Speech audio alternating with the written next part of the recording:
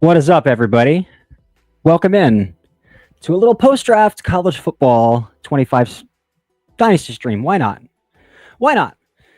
Before we dive into that, I wanted to take some time, honestly, to just to unwind because it was a very long weekend and I worked all weekend, so I wanted to take off and just do a little recap Q&A while I play some video games. Why not? So we're going to start a college football 25 Dynasty. Why not do that too? Texas State has always been my team of choice this year.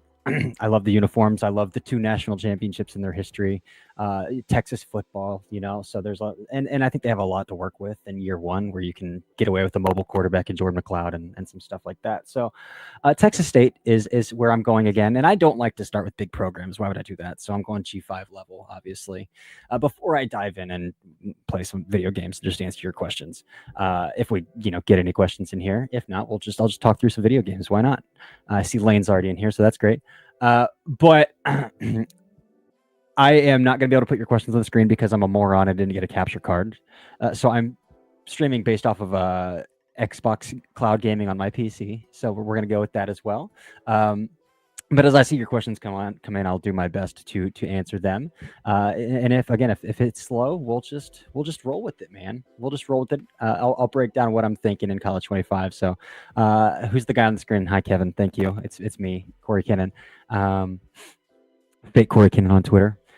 Before I get started, though, I do want to just talk about the future of Daft on Draft a little bit. Again, I am going to a paid model, a whole year free. So we're going paid model, but I do have a very exciting piece dropping bright and early tomorrow morning. Don't miss it. Don't miss it. On my 2026 Summer Scouting QB1, I've already charted 10 of these guys. I feel like I've already done quite a bit of work here. So why not just go through and drop it on the first Monday after the draft, So let's go ahead and get into this NCAA Dynasty here a little bit. So I'm going to walk it through. I already set up everything preseason here. Obviously, I didn't want to waste your guys' time, the 12 of you watching, and go through this. Lane, I'm not going to tell you which quarterback. I have an article dropping tomorrow morning. I'm not going to do it. But I already set up my recruiting board a little bit here. I've done a dynasty with Texas State before, and I know I don't like PJ Hatter, and I know Jordan McLeod is in his last year of eligibility. So I prioritize a pretty small board to start, and really I know I went a scrambling quarterback. And so I wasted all my points trying to find a scrambling quarterback, and I've narrowed it down to 2. This guy doesn't have interest in me. Neither of them do, but they're pipeline guys. So I figure if I keep throwing some points at them, they'll come back. They'll come back. They'll come to me. So we're going to start the board small here, dedicate a lot of points to little people or like to a small board early on here. I've got a 4-star safety. That's number 4. So obviously he's going to be at the top of my board. He's the only 4-star that's interested in me, obviously. So we've only got 17 guys on here we'll be working with to start. Custom schedule. I always like to find like 85-ish overalls ranked teams as well to give me a little bit of boost. I've got 2 rivalry games I didn't want to take off my schedule either, but number 10 Missouri is like an 85 overall. Number 16 Arizona is like an 82 overall. So I'm also playing them at home because I think that the home field advantage is way OP in this game. So I'm not taking any shots with that. Depth chart, I use the UNLV go-go offense. Who doesn't? I mean, there's a lot of people who don't. I like the go-go offense. I like it, especially when you have a blazing running back like I do here who can catch the ball out of the backfield a lot because, in those 2 running back sets, you can motion that running back out. I also stick that running back at slot receiver. I was doing a dynasty one time with the go-go offense where I had a running back that was had a 75 release and like a 90 catch as well. So like he was ideal for this. Ish Mahdi's not quite that, but it works a little bit here. We'll make it work. But yeah, let's see what kind of questions we got here before. No, it is not Sam Levitt, Lane. That is not my quarterback. You will find out tomorrow morning. And again, I'm not going to tell you. It is not. Yes, Kevin. It's Carson Beck. Carson Beck is my quarterback. That's the one. But I hate the option in this game. I know a lot of people love the option in this game. I can't stand it. I think the mechanics of the read option from the old NCAA games just trips me up, and I'm showing my age a little bit there. But like, the old NCAA read option was, I thought the mechanics were way better. And I know they altered it for like the RPOs they incorporated in the game and stuff like that to make that a little more user friendly, but like I can't work with it. So I don't run a whole lot of option. All right, where's my guy? Okay, obviously it's the 4-star safety. Let's throws 50. I am a recruiting head coach as well. I always build up recruiter first. So I'm going to build up quarterbacks in the house. And I'm throwing a lot of points early at very few people. And I think my game just froze. So that's pretty cool. Oh, my controller. The Bluetooth. Not cool. We're good. All right. So those guys, he's got me. So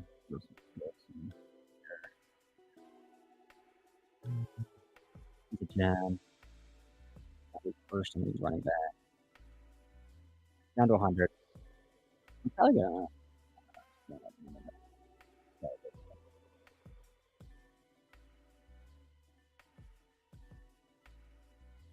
I've also found that the North Texas pipeline is where I like to roll out.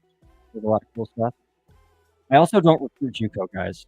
I don't want, like, why not just get true freshmen? We can just, okay. No, when you can just fill out with the portal anyway if you don't fill out the entire board.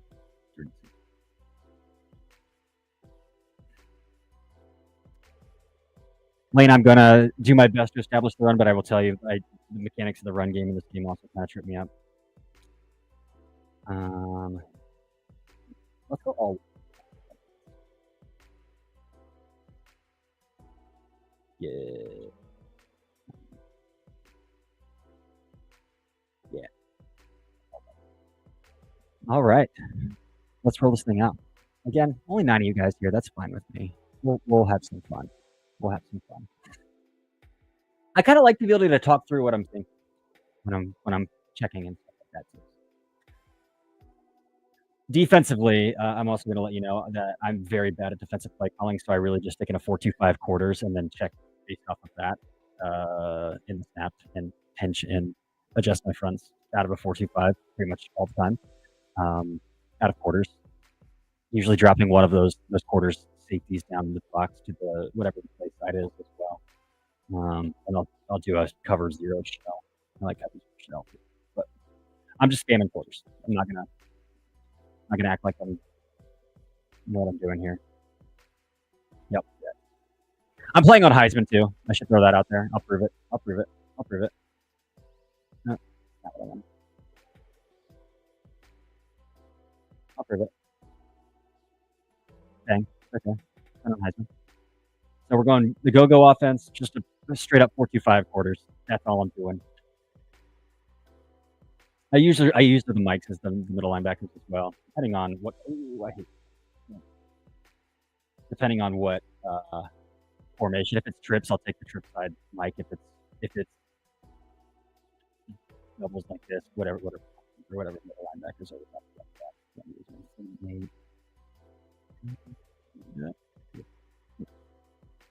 Yes, dang. Getting out, baby. That's the way to start the season. Oh, my controller's tripping again. I might have to go to my wired controller here if this is going to keep doing this. Bluetooth here. 1 second. That's annoying. That's annoying. All right, we're back here, but I'm just going to switch because I don't want to do this. All right. Nice to know the Bluetooth in my PC is working very, very well. So that's fun. Turn that one off. No. All right. Now we're going to wired controller. That shouldn't happen yet. Yeah, this is like my 3rd ever live stream. Most people, I am. My birthday here is in a couple weeks. Most people don't get into the live stream game at age 33, but we're gonna go for this here. No NFL draft question. You guys are cowards.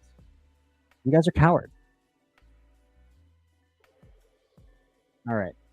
I also like putting my running back in the slot out of the go offense as well for these RPOs. Although that's not my running back. Whatever. All right. No, I can't walk down the Aiden Childs QB1 train because he's not the QB1 that I've been referencing on Twitter. Why did Jared Ivey go undrafted? So I have a couple theories. One, he is like a master of none. And also the athletic testing was abysmal. So I would assume it's one of those two things there as to why. Thoughts on the Browns? So the Dylan Gabriel pick, very lopsided. I'm still torn on the Travis Hunter thing, right? Like I can hold two things at once. That the Browns got a very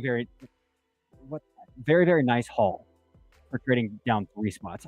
You could probably call it an unprecedented haul if you want to trade down from 2 to 5 to get the 36th overall pick, which turned into Quinshon Judkins and a future one. Like, that's cool. I can understand that. But at the same time, it's not Travis Hunter. RPO bubble Y pop. So I'm struggling with that. Like, I would have loved to have had Travis Hunter. The rest of the draft, love Schlesinger. Love Schlesinger at 33. I know people were very confused by that, but Schlesinger is an absolute dog. And so I'm very cool with that pick there. Harold Fannin, I think, is an ideal fit for what they want him as. I think we jumped the shark with Fannin a little bit, and I'm probably a little bit responsible for that. Where we like Fannin is this ultimate like productive tight end, where really he's like, this guy's probably a tight end 2 / H-back / like flex, which is what the Browns are going to ask him to do because they have David Njoku and they're going to want to run a lot of 12 personnel. So I really love the fit with that. The Gabriel pick, indefensible. Okay. But I kind of do like doubling up on quarterback. I'm not going to lie. Doubling up on running back as well. I wouldn't have drafted Quinshon Judkins that high, but I'm not the GM, but I certainly get it. Yeah, so overall, I thought they did okay. But catch the football. My goodness. 39. Okay. Let's just run wide trail this way. So I thought they did overall. Well overall. Obviously, they're just throwing bodies in the quarterback room into a cage match and telling them to figure it out, which I also love. Touchdown. Wide trail. OP. But yeah, I thought they did all right. Who landed the better wide receiver spot? McMillan, Golden, Hunter. I mean, Travis Hunter with Brian Thomas Jr. and Trevor Lawrence throwing the football. That's pretty hard to top. Matthew Golden.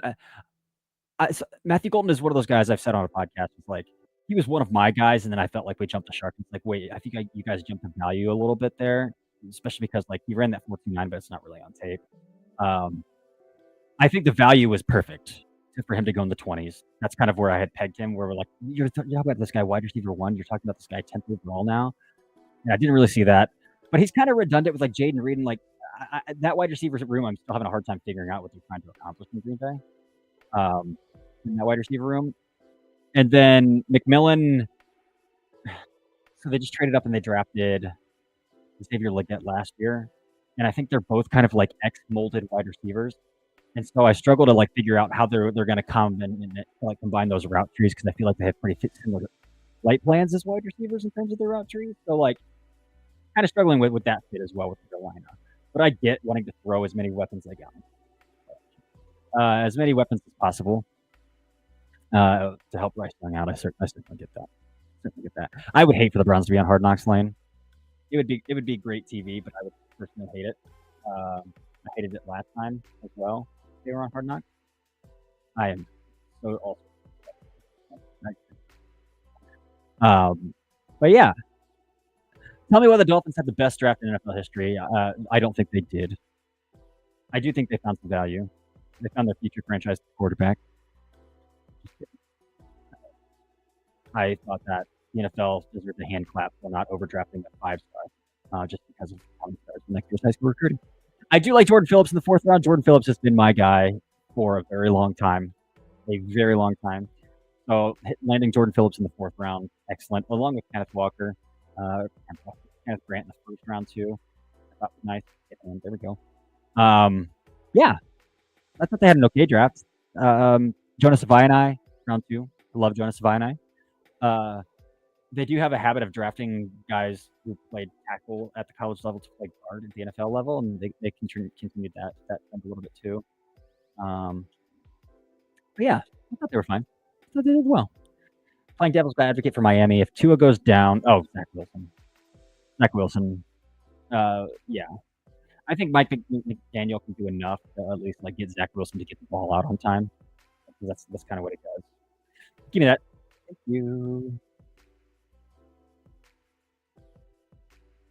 Yeah, I would say Zach Wilson over Quinn Ewers, but that's like, who would you rather have, like Larry Curly or Mo playing quarterback?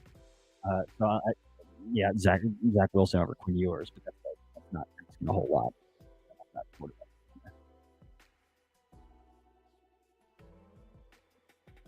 Yeah. All right. I'm rolling here. Got a touchdown, got a turnover. Zone coverage here. Middle. Net.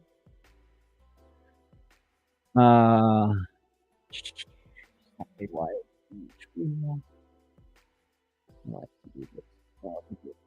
One off route zone. All right. That's a lot. Heads to the boundary. Yes, it does. Look at that. Awesome. I might mess around and win a Heisman with Jordan McLeod.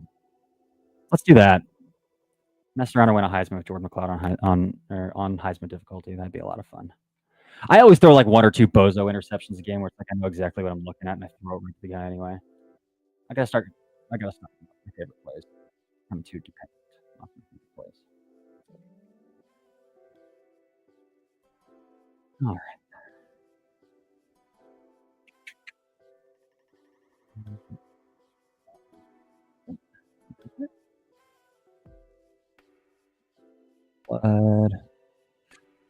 Thanks for the 8 of you that are going strong.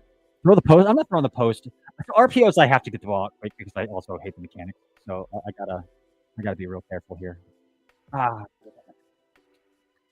also get really jumpy at the snap and always snap the football without setting my protection or even looking at protection, which was stupid. But okay, outside leverage. I am going to change that backside route to a post and then change that front side post to a 9 just to get the guy off. But if that middle linebacker drops out, I'm throwing that alert. Nope.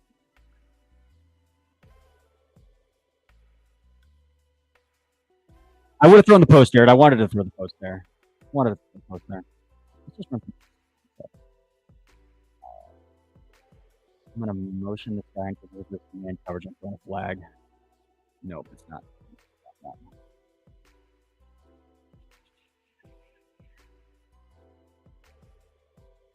Catch the ball. Which team player had the biggest steal of the draft weekend, not including Shador Sanders?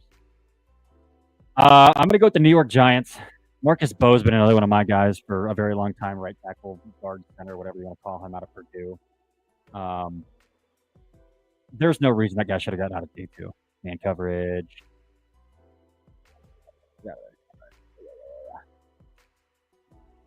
There's no reason Marcus Bowe should have gotten out of D2. No reason at all.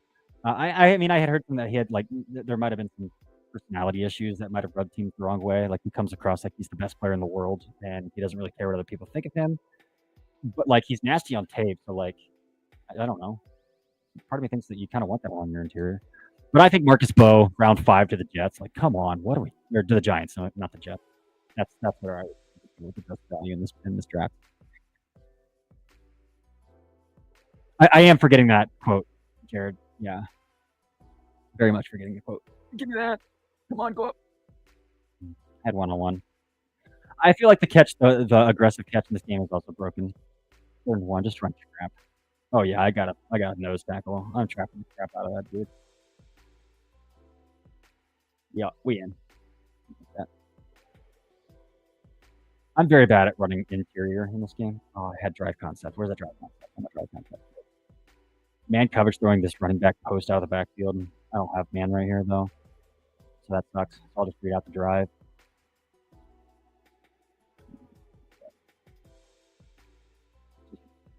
Get 3 yards on touchdown. Second and long. Let's go back.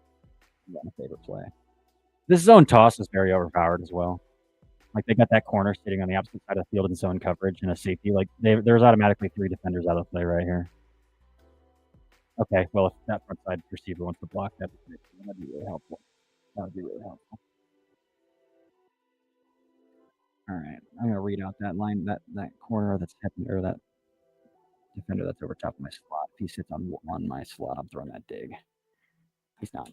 Get that. Get down. There we go. 4th and inches. That's fine. QB sneak is also OP in this game, so just Quarterbacks. Favorite day 3 pick, Marcus Bowe. I loved Bryce Cabledew to Seattle as well. I think Bryce Cabledew is a very slept on player. I thought he had some really good tape at left tackle, even though he's clearly in a guard's body and he's clearly a guard. At Kansas, and I thought he was better than Logan Brown, and the NFL did too because Logan Brown didn't get drafted, and Bryce Cabledew did. But I thought it was incredibly weird that Bryce Cabledew didn't get a combine invite. Was at the Shrine Bowl, didn't get a combine invite. Crazy if you ask me. But Bryce Cabledew is one day 3 pickup. David Walker's the Flex. Flex I thought always have really good drafts, and they did it again here. Joey Hobart, baby. Bucks, David Walker, I thought was a really one. I'm really intrigued by the Tommy Mellett pick to the Raiders because he's such a good athlete and he's going to play slot receiver for them and he's tough. So like I'm really intrigued by that. DJ Giddens to the Colts, I think that's perfect. Not change of pace, but like relief pitcher for Jonathan Taylor, who has to come off the field a lot because he gets hurt a lot. So they have him on a pitch count typically week in and week out. So I think DJ Giddens is the relief pitcher for Jonathan Taylor and Indy. Jalen Travis again. That's an indie pick. That's just a Chris Ballard pick right there. Just take the top end athlete when you get there. What they did. Oh, dang it. So yeah, that I'd go there as well. Braden Swinson to the Colts. Chase Lund to the Bills. Like that's their day 1 swing tackle. Like he's gonna be their jumbo offensive tackle, and that's a heck of a dude to have relief. A heck of a relief dude to have as well. And then Jordan Hancock with the Bills as well. I think that's another solid apex defender, kind of safety nickel hybrid that I enjoy more than where his draft stock has always been throughout this process. But I like Jordan Hancock to the Bills a lot. Day 3 offensive lineman, Cam Williams. Again, Cam Williams has a long way to go, and some feedback I had gotten throughout the process is that like he's young. Let's just put it that way. He's young, so it's hard to get like through his ears into his brain a little bit. So a little bit hard to coach, a little bit hard for him to pick up information that needs to be picked up in a timely manner. But putting Cam Williams in there with Justin Outland, like that's his best bet. That's his best bet to develop into something. And he has like he's like 90th percentile build and tools. Like I think there's a lot to work with Cam Williams. And I was a big fan of like his first 6-7 games, and I don't know what happened from there. I don't know what happened from there, but I do like Cam Williams to the Eagles. There's that Eagles day 3 lineman. All right, I got 27 seconds here. All 3 timeouts. Oh, they might be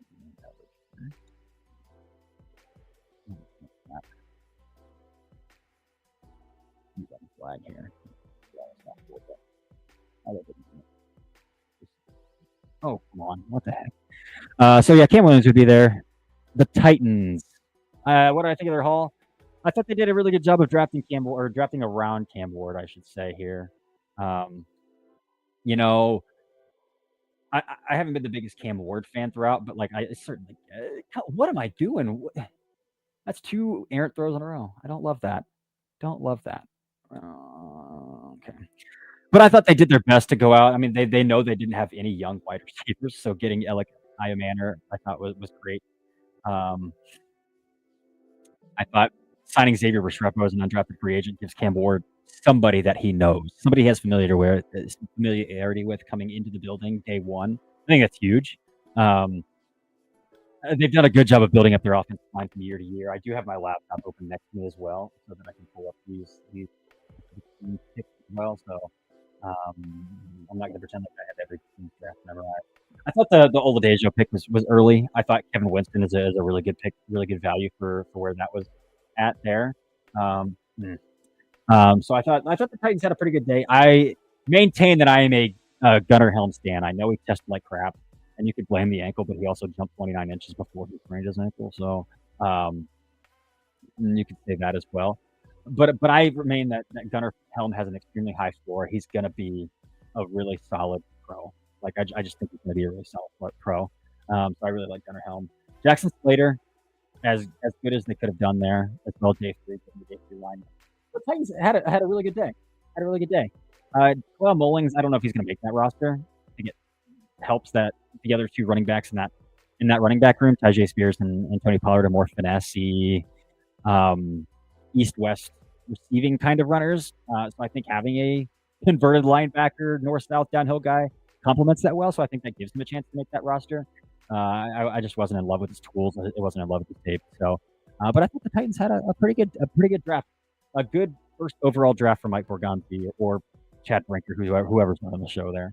I thought there was quite a few first-year GMs who really put it on. John Spytek in Vegas is another one who had a tremendous draft for being his first one there. You can argue first-round running back all you want, but he took Ashton Genty. Like, he got his quarterback in the trade market with Geno Smith. And then to go out, and we all know that wide receiver room was in shambles. And to go out and they didn't add a dominant, true number one, this is the guy that you have to pay all your attention to for that wide receiver room, but they built that wide receiver with role players. Jack Besh is going to be that big slot, pseudo third tight end in 12 personnel, but you really want to have 13 personnel on the field where he can come into the slot and block a little bit too and motion in towards like an H-back-ish kind of look. And then Dante Thornton is another slept-on player here, and they clearly just wanted to go out and they needed somebody who could win on the vertical plane, and getting a guy who runs a 4.3 like Dante Thornton will do that. And so I thought they did a really good job. And those offensive linemen, I thought, again, Darian Porter, probably overdrafted. A six-year guy who wasn't even a full-time player as a six-year guy. I get the athlete. I get this. He is an elite gunner, so he's going to have special teams value from day one. So I like it in that regard, but again, third round a little early. I love the third round offensive linemen that they doubled up there, Caleb Rogers and Charles Grant. Colton Miller's situation is pretty shaky. So going out and getting Charles Grant, who, if Colton Miller is here for one more year, doesn't have to start this year. And that's probably great because he spent 5 years at an FCS school where I don't think he had the opportunity to really build on his frame. By the way, I'm cutting Sam Houston State to pieces right now. I am absolutely dissecting him. Is a perfect fit for Charles Grant. Get him in an NFL weight room, get him in an NFL program, and go from there. What did I think of the Chargers? So the Chargers I thought had an identity draft. They did last year, first year with Horitz and Harbaugh as well, and I thought they had another identity draft. And so that was the case here. You specifically mentioned Aranda Gadsden. I love Aranda Gadsden. I love him. Don't ask him to block. You shouldn't ask him to block. But for him to come into a wide receiver, bulk up to 247 and look natural at that weight and still be a really fluid, really awesome athlete at 247, I think is tremendous. And I think going out and getting an F tight end is, I'm an idiot. Throw it away. Okay. Was necessary for them. I know they probably would have loved for Colson Loveland to drop them. I think they would have taken him in a heartbeat. Let's run an RPO here at the goal line. If this is man, I'm just handing it off. But if it's zone, I'm hitting that flat. If it's zone, I'm hitting that flat. Nope, hand it off. Get in the end zone. 4th and 1. I'm gonna wuss out here a little bit and try to run her along the boundary. Actually, let's check that inside. I don't love this, but we're gonna get in there. Yes, sir. Okay, there we go. So I love Aranda Gadsden's fit. Keandre Lambert Smith, he's a really good athlete. But in the past, I've gotten burned on wide receivers who I'm like, oh man, this guy's really fluid. He can run every route, but they can't play through contact. And Keandre Lambert Smith cannot play through contact at all. So I think he can come in and he can be, again, like I mentioned with Dante Thornton to the Raiders, a role player and win on the linear plane a little bit. Because if you look at the receivers, they have Mike Williams bringing him back as kind of that prototypical X, and obviously Ladd McConkey winning Z slot looks. They don't really have that receiver who can take the top off, so I like that. And that's also why I like Aranda Gadsden, because they have another big body. I mean, if you go watch Kyle McCord once a game, he's doming somebody up the seam, or even playing from outside the boundary looks as well. So I thought they complemented Ladd McConkey very well, who is Justin Herbert's favorite target and who had a tremendous rookie season, but you have to now find ways to get attention off him. So getting guys who can win from the seam like Gadsden, getting guys who can take the top off like Lambert Smith, I think do a really good job of that. Bringing back Mike Williams as that kind of sacrificial X who at least demands a body along the boundary. I think is all stellar moves to build around that. Thoughts on Harold Fannin as a potential slot receiver? I think he's going to play in the slot a lot. Again, I don't know if I mentioned it in this stream or not. I don't think I did, actually. I thought, yes, I did. I mentioned a little bit because somebody brought up the Browns. Again, I thought we'd jump the shark with Harold Fannin. And this is coming from a guy who loved Harold Fannin coming into the season by ranking him as a top 20 player, by saying that he could be a tight end one, things like that. The guy's 6'3", 240 pounds. But what I do think his ideal role is to be an H, to be a flex, to be a tight end two. That's what he's going to be asked to do. So I love that. And again, as that flex. So I think they could absolutely get some big slot reps out of Harold Fannin in Cleveland as well. So I do like him in that role. Over under Titans 8 games. I'd have to go back and look at their schedule, man. Maybe let me pause right here. Let me go look at their schedule real fast.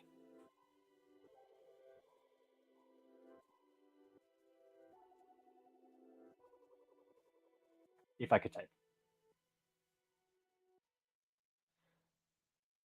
All right, Titans schedule here, future opponents. We've got Houston. So let's just assume anytime I'm mapping out divisional opponents, I always assume a 500 split. So that's 3 games. They've got the AFC West. That's tough. I can't in good conscience give them wins over the Chargers, Chiefs right now. New England is going to be a shootout. I do think New England could surprise people getting Will Campbell. Drake May showed some flashes of brilliance. New England's tough. I'm going to call that a wash right now. Rams, I'm not going to give them that one. Saints, I'll give them that one. So we're at 4. Seattle, I'm going to wash that one too. Arizona, man. Cleveland, I'll give them Cleveland. That's 5. Vegas in year 1 with Pete. Man, 8 is tough. 8's tough with a rookie quarterback. All young. Well, I guess I got Tyler Lockett, too. I was going to say all young playmakers, but that's a good glue guy to have in there. Man, I think they're probably looking at 7. I'm going to go under. I can't find in, like, a for sure, like, 6 wins, so I'll give him 7 or 8 is right there, but I'm going to give him 7. Rookie quarterback in year 1 is tough to – I mean, we saw Jaden do it, but players you don't think that should have been drafted that did. Quinn Ewers, the one that comes to my mind right off the top. Again, I do a lot of work charting these guys, and Quinn Ewers had the lowest on-target percentage of any quarterback that I've ever charted. I understand that he is the former highest-rated recruit of all time. He was in one of the more juvenile quarterback-friendly offenses, and he couldn't find out where to go with the football. Really check down happy, even though there's concepts designed for clear outs that he's just not waiting on, and he's checking down. Give me that. Thank you.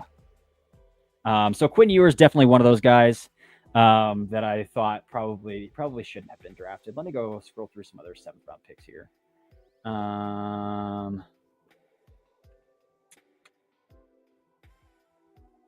Sorry to pick on your Dolphins, Kevin, but that's one of them that came to my mind. Marcus Bryant out of Missouri, offensive tackle. That could have gone either way.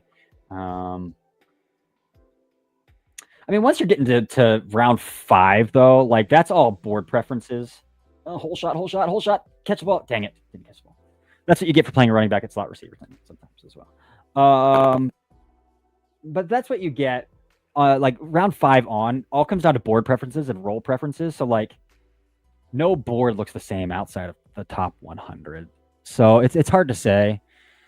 Who was the 6th pick in the draft and why was it Tyreek? So I called this Tyreek in my last mock draft because 1, the Lions just draft people they have in their top 30s. They don't try to hide it. 2, they never care about consensus. And, oh, that was stupid. There was almost one of my bozo picks that I was talking about. What do we got? 4th and 2. I'm up 24-0. I'm going for this. Zone toss. But I do love the Tyreek fit. Him and Ratledge, those first 2 picks, and then Tesla. That's like there we go. Okay, just had to burn him to the edge. It was a Lions draft. Why did Juice Wells go UDFA? 1, I think being a 6th-year guy doesn't help. 2, his route tree never developed, and then transferring to Ole Miss was probably the worst thing he could have done for his route tree there. To develop a kind of one-trick pony vertical threat guy, and then pretty streaky hands. So I mean, there are some games where Juice Wells would look like a first round pick, even going back to South Carolina. And there were some games where, like, games at a time where it's like, where is Juice Wells at? So I think that probably, oh yeah, pressure my face, slot fade against man coverage, single high, every single day, every single day.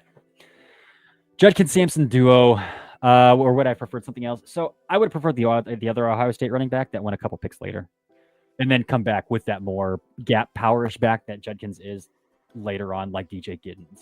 So I would have preferred, like Henderson Giddens, I think I would prefer to Judkins Sampson.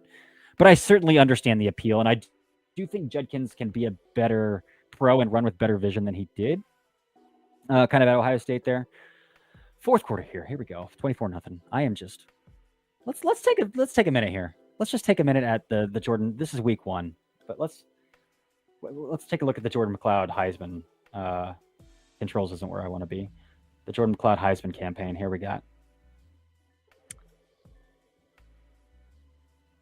21 to 32, 264, 2. Let's go. Might need to stat pad a little bit here in the fourth quarter to get him into the Heisman race, but I do like the Judkins Sampson. Both guys, I think, can be better runners. I have questions about Sampson's vision, but like that offense is so simple. Do you see? I threw the post, Jared. Threw the post.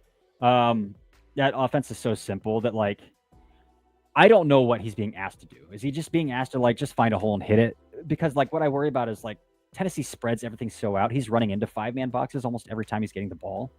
And it almost looks laborious at times for him to find where, like, his aiming point, even in those lighter boxes. But I do think some NFL coaching, obviously he's a Texas track star, and I wish that track speed also almost showed a little bit more on tape. Ultra productive SEC player of the year. The Browns, I don't know if you noticed this, drafted 4 different conference players. That's my third pick. That one's going back to the house. Drafted 4 different conference players of the year this year. They drafted the SEC offensive player of the year in Dylan Sampson, the MAC player of the year in Harold Fannin. They drafted the Big 12 player of the year, obviously, in Shedeur Sanders. And who's the other one? Who am I missing here? I'm missing one. Mason Graham, was he the Big 10 defensive player of the year? I don't think he was. Who's the other one? Oh, Dylan Gabriel was the Big 10 offensive player of the year. Dylan Gabriel. That's the other one. So they drafted 4 different conference players of the years, which is really interesting as well. You guys have brought the heat with these questions. I know there's only like 10 of you in here, but I appreciate it. This is going to get some views on YouTube later because it's informational. I can cut this into some shorts. Oh, the Target ice cream. Thank you for bringing this up. Guys, so everybody's been making fun of the cutting. That's a thing that goes back to Shrine. I lost 20 pounds for this year, and so I was bringing up that I was on a diet and I was cutting while I was at Shrine with the guys that were there. And so it's a running joke now. But Target does have a high-protein, low-calorie ice cream, and one of my favorite sweet treats is ice cream. And it doesn't taste like Halo Top. Halo Top sucks. Like, sucks. Tastes awful. So I hate Halo Top. Target's does not. It's the brand is Favorite Day. It's like 20 grams of protein and like 370 calories, 390 calories per pint. It's amazing. The chocolate peanut butter one and the mocha cold brew are my 2 favorites. I think I've had them all. They have a s'mores and they have a cookie dough flavor as well. But I'll go with the chocolate peanut butter and the mocha cold brew. Outside of Jancy and RJ Harvey, which running back gets the most opportunity? I think it's got to be Caleb Johnson. I know they have Jalen Warren in Pittsburgh still, but like Jalen Warren is also very predominantly one of those more gap power physical backs. Like he's the closer. And they don't really have a starting pitcher, and Najee Harris really wasn't that. But Caleb Johnson, I think, can be. So Caleb Johnson at Pittsburgh, I think, is a really good fit with Arthur Smith. So I'll go Caleb Johnson. But those 2 Browns backs are going to get a lot of carries. Both Sampson and Judkins are going to get a ton of carries this year as well. So probably those 3 backs there is who I'll go with. All right, 38-0 here, guys. 3 minutes in the fourth quarter. Thanks for hanging out with me. I've got a couple ranked opponents coming up here. So Missouri, 10th ranked Missouri next time. We'll see. Maybe I'll play ahead. I feel like I should play that one on a stream. I'll find a time to come back on the stream later this week and play that one. I don't feel like I should play every game on the stream because it would take very long to get through a season if I did that. But I'll play that ranked game. my strategy against ranked teams is I try to get an early lead, grind the clock out really early, get up 7-0, and then when I get the ball back, even if it's 7-7, I still have that possession arrow advantage where I can like still score late and get up late. So I'll just burn the clock after that. I'll just go grind the clock as much as I can after I go up early and just go from there. Yeah. I don't think it is a coincidence. One, again, that the Browns drafted 2 Ohio-based players because see, this is where they just tell me to run the ball, and I'm not doing that. They don't count against your top 30s, so you can spend a lot more time with those guys without burning a top 30 visit. So I think that plays into it a little bit. I also just think Harold Fannin specifically. I mean, this is a player that I tweeted out probably a month ago that like they're going to draft Harold Fannin, and they did. He just fits like all of their analytical check boxes as well. He's 20 years old, so he's young. He's productive, broke records at the position, obviously, at Bowling Green. Played a position of need. They only have one tight end. Really, I mean, they have Blake Whiteheart on their roster as well before the draft. So like they're going to draft a tight end. I knew that. So position of need. It just all added up. Judkins as well, very young and productive at a young age as well. So I don't think they adhere to breakout age by any means, but there are some analytical metrics that that those guys check the boxes of. So I'm not overly surprised that they drafted those guys, but I do think geography probably had a lot to do with it. I mean, this is the 3rd straight year they've drafted somebody from Ohio State. So let's go back to 2023. They drafted DeJuan Jones and Luke Whippler. Last year they drafted Mike Hall. This year they draft Quinshon. So yeah, I think there's definitely something to that as well. Least favorite top 50 pick by a mile. Like I've been a Jackson Dart hater.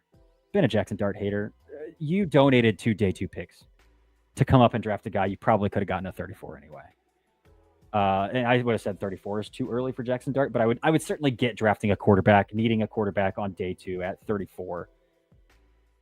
Maybe they thought Cleveland was going to take him at 33. I was told that Cleveland was zeroed in on Josh Simmons up until the point where the Chiefs drafted him at 32. So I feel like they probably just could have got him at 34 anyway. So Jackson Dart is the guy I would say would be my least favorite top 50 pick here. All right. Yeah, Jordan McLeod, Heisman campaign. It's on. That's another Teddy. That's yeah, let's get in there. The next one other than Dart, that's a good question. Let's go back to the board here. James Pierce, probably one. I think everybody heard some stuff about James Pierce, one way or the other. And then 2, his tape fell off a cliff, and I feel like it's going to be hard to get that guy on the field on rundowns. 3, you gave up a future first to come up and get him after the Giants, the pick before, literally only took 2 third-round picks to do so. And then I don't know if Terry Fontenot knows what he's doing, to be quite frank, but they traded 2 like a future first to come up and get him. James Pierce is definitely up there. Let's go early 2nd round and see if there's any guys that thought drafting the 2nd round were too early. Jaden Higgins, I get it. Jaden Higgins, like he's athletic, he's got the body type. I don't think he was a very good separator on tape. I think he's going to be a catch point-ish kind of guy, and I kind of struggle with that. I thought the other Iowa State receiver they drafted the 3rd round, a round later, is better than Jaden Higgins and Jalen Noel, to be quite frank. So Jaden Higgins is another one I wasn't super duper high on. Judkins is just isn't my favorite type of back. I struggle with those more gap power dominant guys who I think are a little impatient at times, and I think Judkins fits that bill because I think if you put him on the field on 3rd and 3, he's going to run over even his own guys to get that 3 yards. So I think like every team needs a Quinshon Judkins, but I struggle. I don't know if he has that true bell cow-ish kind of vision and patience, and I think he can be a really frustrating runner at times. So I'd probably say those ones. You don't think Jalen Walker and Pierce could work well without draft context? I mean, I think they could. But like again, you gave up a future 1 to come up and get James Pierce. If you get James Pierce's motor play-by-play, then sure. But that's a question mark too. I get needing to overhaul the room.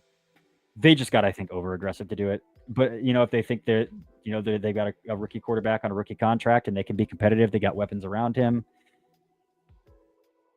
I can get it to an extent. I'm gonna let me look at the pass rushers that went pretty closely after him here. There was a pretty big drop off in pass rushers after that though, so I can kind of get it, I guess. Yeah, no edge was drafted until Donovan Ezraku. I mean, I probably would have still taken Donovan Ezraku over him, or I would have taken Nick Scorton over him. Not JT. I wouldn't have taken JT Tuimoloau over him, but I would have taken Ezraku or Scorton over him. Yeah, I would have done that. I would have done that.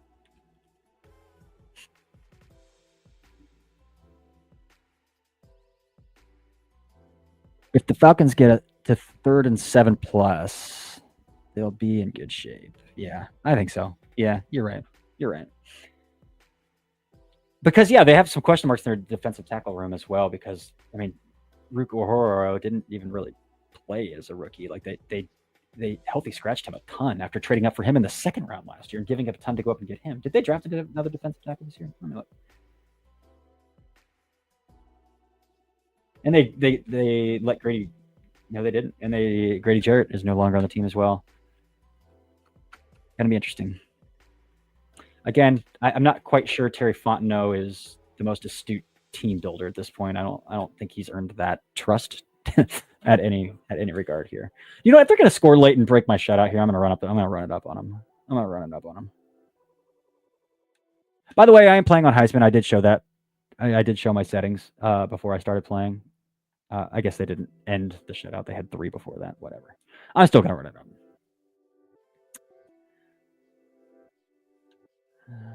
Number 10 Missouri's watching this tape and thinking, "Oh boy, upset alert!" Because they are. Because I'm gonna beat them. All right.